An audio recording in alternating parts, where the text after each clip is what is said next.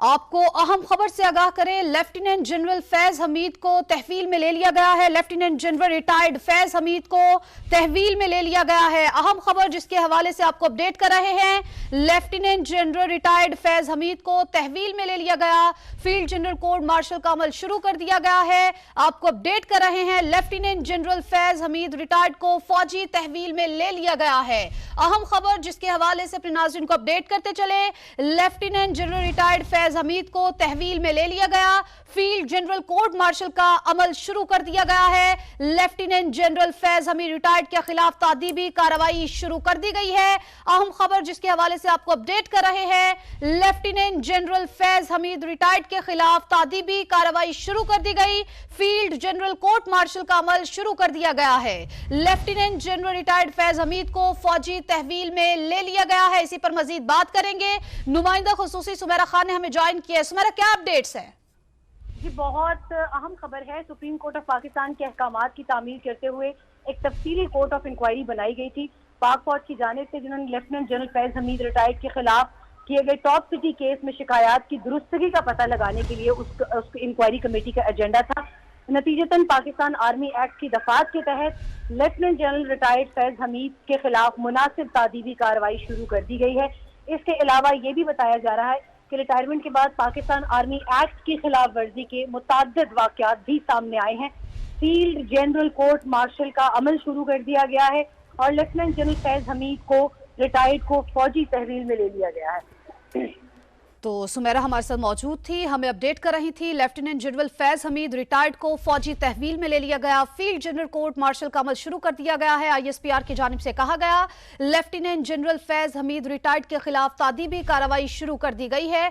तो आपको बताएं कि फील्ड जनरल कोर्ट मार्शल का अमल शुरू कर दिया गया है। ISPR की जानिब से ऐसा कहना था। Lieutenant general Faiz Hamid retired कार्रवाई शुरू कर दी गई है। आपको बता रहे हैं, lieutenant general Faiz Hamid retired को फौजी तहवील में ले लिया गया है। आपको अपडेट कर रहे हैं कि lieutenant general Faiz Hamid retired को फौजी तहवील में ले लिया गया है। इसी पर मजीद बात करते हैं, हमें ज्वाइन किया है सीनियर तजियाकार सैयद मोहम्मद अली साहब ने। बहुत शुक्रिया आपका। मोहम्मद अली साहब, अहम डेवलपमेंट क्या कहेंगे इस पर? जी देखिए, इसके जो तीन अहम तरीन पहलू हैं वो ये हैं कि इससे ये साबित होता है कि पाक फौज और इसकी जो क़यादत है वो डिसिप्लिन और कानून का बहुत हाईएस्ट लेवल पर एहतराम करती है और सीनियर तरीन और अहम तरीन ओहदों पर फाइज जो अफसरान हैं वो भी कानून और डिसिप्लिन के गिरफ्त से बाहर नहीं हैं। और मैं समझता हूं कि ये इस बात का सबूत है कि जो इतनी अहम अपॉइंटमेंट्स पर इतने आला अफसरान जो रहे हैं वो भी कानून की गिरफ्त से नहीं बच सकते। और अब जो ताज़ा तरीन इतलात हैं, मैं ये तवक्को करता हूं कि इस पूरे प्रोसेस को जल्द से जल्द अपने ठीक, हमारे साथ मौजूद थे सैयद मोहम्मद अली साहब। मजीद भी इनसे बात करेंगे। अभी हमें ज्वाइन किया है तजियाकार नदीम मलिक साहब ने। नदीम मलिक साहब, आपका बेहद शुक्रिया। नदीम मलिक साहब, lieutenant general Faiz Hamid retired को फौजी तहवील में ले लिया गया है, क्या समझते हैं कानून की गिरफ्त से अब कोई नहीं बच पाएगा? बहुत मुनासिब होगा कि बहुत ट्रांसपेरेंसी के साथ, शफाफियत के साथ और खुली अदालत के अंदर ये जितने मामला, ये कोर्ट ऑफ इंक्वायरी जो मार्शल वाली कार्रवाई है, ये कोर्ट मार्शल वाली कार्रवाई है, ये शायद उतनी पब्लिक नहीं होती, लेकिन जितना इसको शफाफ और ट्रांसपेरेंट बनाया जाए उतना ही अच्छा होगा, क्योंकि इनके ऊपर जो इल्जामात की नौयत है वो बहुत संगीन है। टॉप सिटी के मालिक ने जो इल्जामात आयद किए थे उसमें तो जोर जबरदस्ती के साथ जमीन हथियाने, उनसे पैसे लेने, फिर ये घर की फैमिली के मेंबर्स तक उड़ाने और हरासा करने के इल्जाम शामिल हैं। और ये सर्विंग जब थे, ये उस वक्त के इल्जाम है जब इन ऑफिस थे। तो बहुत संगीन नौयत की चार्जशीट है और उसके ऊपर फौज का इनिशिएट करना कार्रवाई काबिल सताइश है। और बहुत अच्छा है कि ISPR ने इसके ऊपर पब्लिक स्टेटमेंट जारी की है। अब मेरी तो जाती तौर पर ख्वाहिश ये होगी कि इस कार्रवाई की डे टू डे जो अपडेट है वो भी पाकिस्तानी अवाम के साथ शेयर करनी चाहिए। इल्जामात की नौयत क्या है और अभी तक तहकीकात के नतीजे में क्या चीजें और क्या शवाहिद सामने आए हैं, ताकि पूरा जो चार्जशीट है वो इस्टेब्लिश हो, लोगों के सामने हो, किसी को ये शिकवा ना हो कि उसके साथ ज्यादती की गई, जोर जबरदस्ती हुई। और शिकायत की नौयत जो है वो भी अवाम के नॉलेज में होनी चाहिए कि ये इल्जाम था। क्योंकि मुझे याद पड़ता है कि जब ये इंटीरियर मिनिस्टर थे राना सनाउल्लाह, तो हमने इनसे पूछा था कि ये जमीनों वाले मामलात का इल्जाम है जनरल फैज के ऊपर, तो एक हाउसिंग सोसाइटी का जिक्र आता है, तो उनका जवाब था एक हाउसिंग सोसाइटी का एक से ज्यादा हाउसिंग सोसाइटी के वायलेशन में वो इन्वॉल्व है, ये उनका जवाब था। तो अगर ये नोयत है तो फिर ये बहुत संजीदा मामला है और फौज को इसके ऊपर बहुत खुलेआम आगे बढ़ना चाहिए और मेरे ख्याल में इस मामले में उनको शाबाश देनी चाहिए कि जितने भी ऑफिशियल्स के खिलाफ इस तरह के इल्जाम आए उनको खुले तरीके से तहकीकात करके सलाह के अमल से आगे बढ़ाएं। जी ठीक है, नदीम मलिक साहब आप हमारे साथ मौजूद ही रहिएगा। सैयद मोहम्मद अली साहब भी हमारे साथ मौजूद थे, गुफ्तगू कर रहे थे। मोहम्मद अली साहब, एक तो अपनी गुफ्तगू वहीं से दोबारा से शुरू करिएगा और साथ ही साथ ये जो ISPR की जानिब से कहा गया है कि रिटायरमेंट के बाद आर्मी एक्ट की खिलाफ वर्जी के मुताबिक वाकयात सामने आए हैं और सुप्रीम कोर्ट के अहकामात की रोशनी में इंजबाती कार्रवाई का आगाज किया गया है, इस पर भी रोशनी डालिएगा। देखिए, मैं समझता हूँ कि इससे ये बात साबित होती है कि फौज ने इस बयान के जरिए से अवाम, सियासी क़यादत और अदलिया के सामने ये वाजे कर दिया है कि उनकी जो आला तरीन फौजी अफसरान हैं वो भी डिसिप्लिन के पाबंद हैं और किसी किस्म की अगर गैर कानूनी सरगर्मी वो मुलविस होंगे तो उनके खिलाफ महकमाना कार्रवाई की जाएगी और उनको कानून के कटहरे में पेश किया जाएगा और इस पूरे प्रोसेस को मंतकी अंजाम तक पहुंचाया जाएगा। दूसरी बात मैं समझता हूं जो इम्पोर्टेंट है, ये एक पैगाम मैं समझता हूं हमारी सियासी कार्रवाई शुरू कर दी गई है। आपको बता रहे हैं lieutenant general Faiz Hamid retired को फौजी तहवील में ले लिया गया है। आपको अपडेट कर रहे हैं कि lieutenant general Faiz Hamid retired को फौजी तहवील में ले लिया गया है। इसी पर मजीद बात करते हैं, हमें ज्वाइन किया है सीनियर तजियाकार सैयद मोहम्मद अली साहब ने। बहुत शुक्रिया आपका। मोहम्मद अली साहब, अहम डेवलपमेंट क्या कहेंगे इस पर? जी देखिए, इसके जो 3 अहम तरीन पहलू हैं वो ये हैं कि इससे ये साबित होता है कि पाक फौज और इसकी जो क़यादत है वो डिसिप्लिन और कानून का बहुत हाईएस्ट लेवल पर एहतराम करती है और सीनियर तरीन और अहम तरीन ओहदों पर फाइज जो अफसरान हैं वो भी कानून और डिसिप्लिन के गिरफ्त से बाहर नहीं हैं।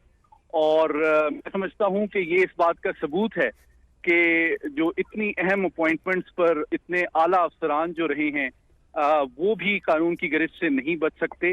और अब जो ताज़ा तरीन इतलात हैं, मैं ये तवक्को करता हूँ कि इस पूरे प्रोसेस को जल्द से जल्द अपने ठीक, हमारे साथ मौजूद थे सैयद मोहम्मद अली साहब, मजीद भी इनसे बात करेंगे। अभी हमें ज्वाइन किया है तजियाकार नदीम मलिक साहब ने। नदीम मलिक साहब, आपका बेहद शुक्रिया। नदीम मलिक साहब, lieutenant general Faiz Hamid retired को फौजी तहवील में ले लिया गया है, क्या समझते हैं कानून की गिरफ्त से अब कोई नहीं बच पाएगा? बहुत मुनासिब होगा कि बहुत ट्रांसपेरेंसी के साथ, शफाफियत के साथ और खुली अदालत के अंदर ये जितने मामला, ये कोर्ट ऑफ इंक्वायरी जो मार्शल लॉ वाली कार्रवाई है, ये कोर्ट मार्शल वाली कार्रवाई है, ये शायद उतनी पब्लिक नहीं होती, लेकिन जितना इसको शफाफ और ट्रांसपेरेंट बनाया जाए उतना ही अच्छा होगा, क्योंकि इनके ऊपर जो इल्जाम की नौयत है वो बहुत संगीन है। टॉप सिटी के मालिक ने जो इल्जाम आयद किए थे उसमें तो जोर जबरदस्ती के साथ जमीन हथियाने, उनसे पैसे लेने, फिर ये घर की फैमिली के मेंबर्स तक उड़ाने और हरासा करने के इल्जाम शामिल हैं। और ये सर्विंग जब थे, ये उस वक्त के इल्जाम है जब इन ऑफिस थे, तो बहुत संगीन नौयत की चार्जशीट है और उसके ऊपर फौज का इनिशिएट करना कार्रवाई काबिल सताइश है और बहुत अच्छा है कि ISPR ने इसके ऊपर पब्लिक स्टेटमेंट जारी की है। अब मेरी तो जाती तौर पर ख्वाहिश ये होगी कि इस कार्रवाई की डे टू डे जो अपडेट है वो भी पाकिस्तानी अवाम के साथ शेयर करनी चाहिए। इल्जामात की नौयत क्या है और अभी तक तहकीकात के नतीजे में क्या चीजें और क्या शवाहिद सामने आए हैं, ताकि पूरा जो चार्जशीट है वो इस्टेब्लिश हो, लोगों के सामने हो, किसी को ये शिकवा ना हो कि उसके साथ ज्यादती की गई, जोर जबरदस्ती हुई। और शिकायत की नौयत जो है वो भी अवाम के नॉलेज में होनी चाहिए कि ये इल्जाम था।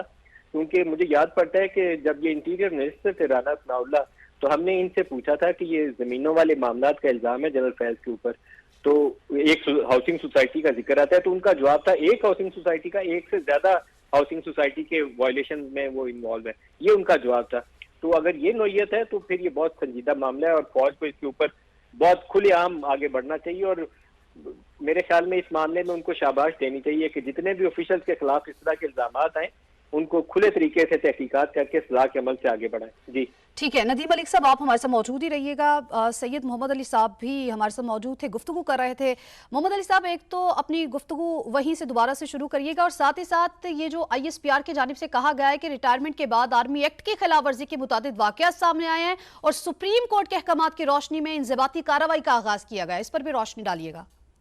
देखिए, मैं समझता हूँ कि इससे ये बात साबित होती है कि फौज ने इस बयान के जरिए से अवाम, सियासी क़यादत और अदलिया के सामने ये वाजे कर दिया है कि उनकी जो आला तरीन फौजी अफसरान हैं वो भी डिसिप्लिन के पाबंद हैं और किसी किस्म की अगर गैर कानूनी सरगर्मी वो मुलविस होंगे तो उनके खिलाफ महकमाना कार्रवाई की जाएगी और उनको कानून के कटहरे में पेश किया जाएगा और इस पूरे प्रोसेस को मंतकी अंजाम तक पहुंचाया जाएगा। दूसरी बात मैं समझता हूं जो इम्पोर्टेंट है, ये एक पैगाम मैं समझता हूं हमारी सियासी मीडिया को भी है कि वो भी इस मामले पे रिफ्लेक्ट करे कि उनके इदारे के अंदर भी अगर कोई अहम ओहदों पे फाइज लोग किसी कार्रवाई में मुलविस रहे हैं तो उनको उसके हवाले से भी सोच सर्चिंग की जरूरत है, ताकि एक स्पिरिट पैदा हो और अवाम के जहनों और दिलों में तमाम रियासती इदारों के ऊपर एहतराम और एतमाद का जो जज्बा है वो मजीद परवान चढ़े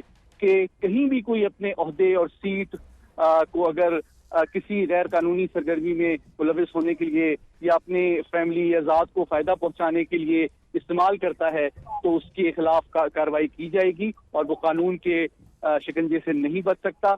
इसी जज्बे और स्पिरिट के तहत हम आवाम से तवक्को करते हैं कि बतदरीज हमारे मुल्क में अदालती और इंसाफ के मामलात पर एतमाद बढ़े और लोग कानून का एहतराम शुरू करें, क्योंकि अगर सीनियर अफसरान जो हैं वो इस तरह की कार्रवाइयों के बाद कानून से अगर बच जाएं तो फिर आप कैसे तवक्को कर सकते हैं कि आम आदमी उस कानून का एहतराम करे। साथ ही रहिएगा नदीम मलिक साहब, जिस तरह से सैयद मोहम्मद अली साहब ने कहा है कि ये एक पैगाम है सियासी क़यादत और बाकी सबके लिए भी, आप समझते हैं कि वाकई एक पैगाम है और इसी जज्बे के तहत कार्रवाइयाँ होंगी और कानून का एहतराम जो है उसको सबसे बाला रखा जाएगा? देखिए कि ये जो पब्लिक स्टेटमेंट है ना ISPR की, ये तो पहली इंडिकेशन है कि वो फौज इस मामले के अंदर किसी नरमी को बरतने के हक में नहीं है, क्योंकि पहली इतलात ये थी, टू बी वेरी ऑनेस्ट, पहली जो इतलात ये थी कि जब इल्जामात की नोयत सामने आई तो कुछ लोगों ने कहा कि ये एक जनरल के खिलाफ इल्जामात हैं, तो एक जनरल के खिलाफ एक्शन हुआ तो फिर जो बाकियों के ऊपर इल्जामात आएंगे तो सारों के खिलाफ कार्रवाई करनी पड़ेगी, इसलिए फौज एक्ट ही नहीं करेगी। ये फर्स्ट इंप्रेशन यही था कि फौज एक्ट ही नहीं करेगी, चाहे जो मर्जी इल्जामात है।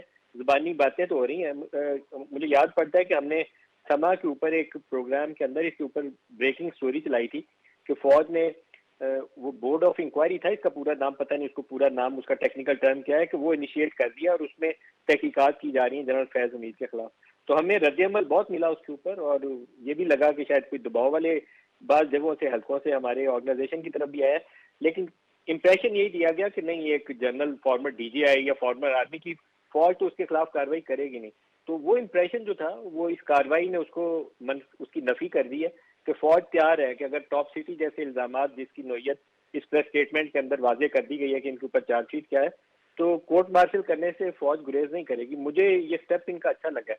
अच्छा इसलिए लगा कि इनके बाद जो लोग हैं फौज के हमारे अफसरान जो हैं, जैसे ये ईरान के बॉर्डर के ऊपर तेल की स्मगलिंग है, या IGFC कुछ फॉर्मर तैनात रहे, या कुछ अफगानिस्तान वाली साइड पे कुछ एक दो अफसरान थे, उनके ऊपर इल्जामात की नोयत बहुत संगीन नोयत की थी। तो उसके ऊपर जब आप सजा के अमल से गुजारते हैं, तहकीकात करते हैं और सजा के अमल से गुजारते हैं, फिर अदारे के ऊपर सवाल नहीं कोई उठा सकता। मैं ये नहीं कह सकता कि अदारा इसके अंदर खामोशी इख्तियार कर रहा है या अंडर दी कारपेट चीजों को धक्का दे रहा है ताकि फौज का इदारा जो है वो एक होली कौ का उसका स्टेटस बरकरार है। तो इस मामले में ये एक वेलकम मूव है और इसको फौज को शाबाश देनी चाहिए और इंकरेज करना चाहिए कि इसी शफाफियत के साथ आगे बढ़िए।